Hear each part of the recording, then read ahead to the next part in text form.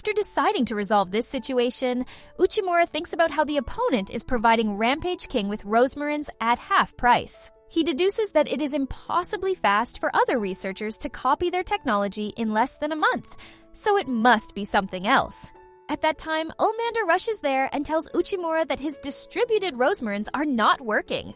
She explains that they've received a few complaints from villagers that their devices are not working at all. However, just when confused, Uchimura checks the points where he placed the rosmarins and he finds that there's nothing, meaning someone has stolen it. Then, he and Ulmander hide inside some bushes to find who the thief is, and they are successful in catching them, but Uchimura lets them escape because he seems to have found their identity. Meanwhile, Butagarian is, as always, selling the rosmarins to Rampage King. He reveals his philosophy of buying cheap and selling high as a merchant. But unlike others, he believes he can do anything as long as he is profiting from it, be it even stealing stuff. Some days later, however, when Butagarian once again returns to the Land of Gold to sell more rosmarin, he is arrested by the guards out of nowhere and is brought in front of the Rampage King, who is really rampaging this time. Apparently, the rosmarin Butagarian sold to him in recent batches are just some fragile stones. Butagarian is so confused by this, as he can't believe how something like this happened when he just stole it from the villages.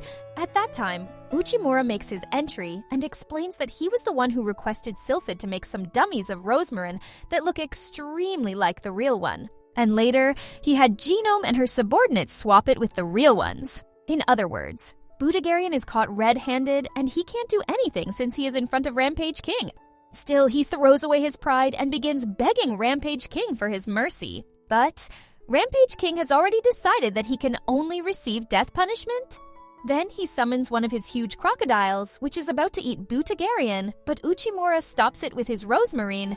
This, however, confuses and angers Rampage King, who stands up and gives Uchimura a chance to speak for his actions. Using this chance, Uchimura explains that killing Butagarian will result in the end of the Land of Gold Kingdom. Apparently, the Land of Gold is about to deplete its gold mines, but there is a substance called orange powder which can extract pure gold from gold ores. But it can only be obtained from the faraway kingdom of Toki. And because Butagarian helped the kingdom's citizens by selling his goods to them during a war, they felt grateful to Butagarian and allowed him to become the only seller of their orange powder. Hearing this, Rampage King calms down a bit and asks Uchimura what merit he will get in saving Butagarian or his kingdom. When confused, Uchimura says, "Isn't it obvious to save people in trouble?" Rampage King cracks up and laughs so much that he becomes tired and returns to sleep. Thinking of it as his forgiveness, Uchimura and Butagarian finally breathe in air.